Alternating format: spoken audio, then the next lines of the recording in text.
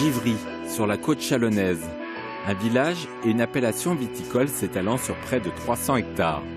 J-1 avant les vendanges, au domaine de la famille Lump, c'est l'heure des derniers préparatifs.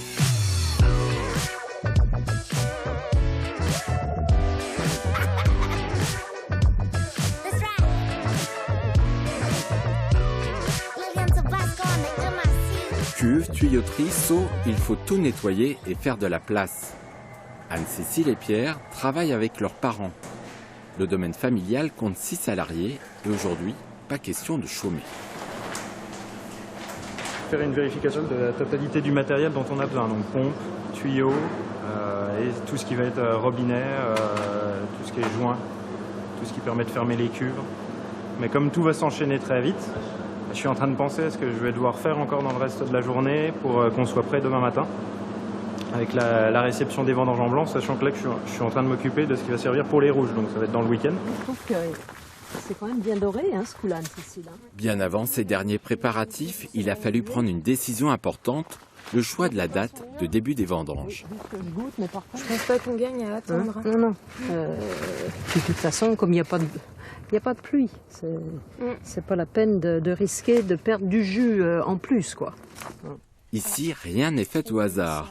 Mère et fille goûtent et prélèvent des baies des différentes parcelles. Peu d'eau et des fortes chaleurs, l'été a été rude pour la vigne. Pinot noir et surtout chardonnay sont maintenant prêts à être récoltés. On aurait dû être, d'après la date de la fleur, autour du 15 septembre dans les vignes. Donc ça a avancé d'une dizaine de jours. On n'a plus rien à attendre là aujourd'hui. Voilà. Il faut même y aller avant que ça se dessèche. Si le vent du nord ressouffle, on sera à nouveau en concentration plus de sucre et au niveau de l'acidité également. Donc on espère qu'on a choisi le bon moment.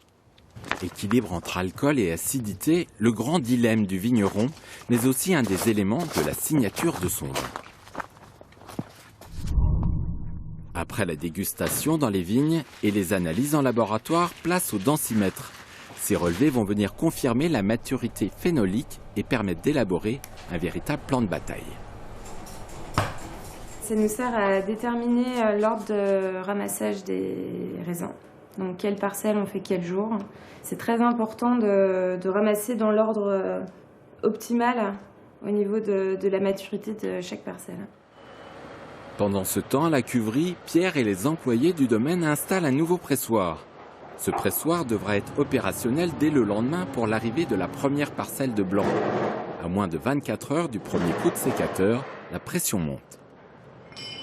Ouais, on a toujours un petit stress. Après, une fois qu'on est lancé dans le processus, c'est parti. Mais là, on a toujours peur d'avoir oublié quelque chose, parce que c'est vrai qu'il y a tellement de choses à penser. Un matériel quasiment prêt, un plan de coupe établi, ne reste plus que les vendangeurs. Anticipés, ces vendanges commenceront un vendredi. Demain, la famille Lump devra compter uniquement sur ses coupeurs locaux, les autres n'arrivant que le surlendemain. Mais ça, ce sera la suite de notre histoire.